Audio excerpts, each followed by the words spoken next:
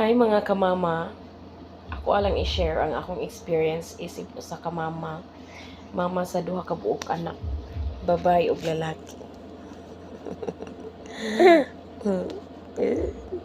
Dala ako ang youngest. She is 10 months old already.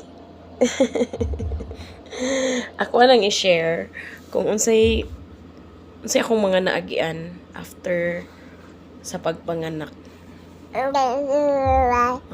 Sa ako ang kamagwangan, grabe kayo ang postpartum attitude ato.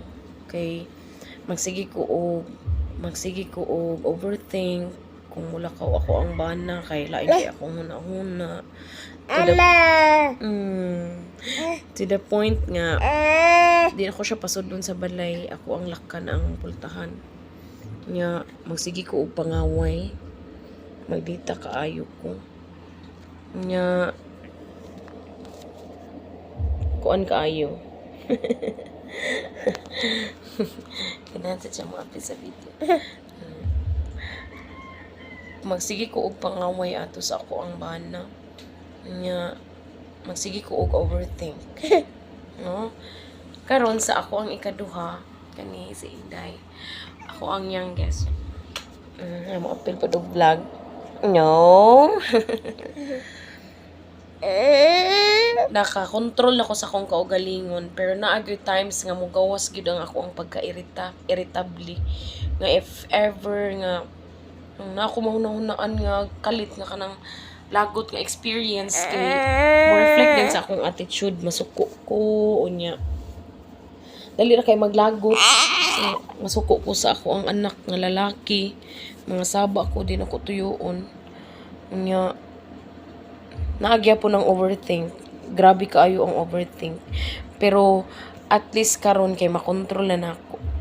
Mao din na nga tinuod jud na nga before ka mo enter sa motherhood journey dapat ready tanan. Imuhang financial, imong mental aspect, imong physical aspect kay once manganak na ka daghan kaayo ang mga consequences nga mubagat nimo is as mama. Ang kakapoy nimo sa pagbantay sa imong anak, sa bata, labi nag breastfeed ka, kanang imong frustration nga naa kay trabahoon nga humanon dayon nimo diha dayon unya dili nimo mahuman kay mag breastfeed pa ka sa imong baby.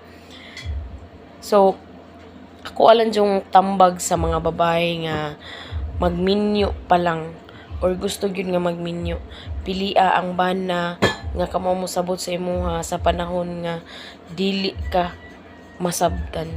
Kay labi na sa postpartum diha gyud masukod ang pasensya sa imong bana kay maldita kayo ka, di masabtan imong kinaiya. So kung ang imong bana dili kasabot sa imuha, biyaan jud kaniya, pasagdaan kaniya, dili kaniya atiman nun.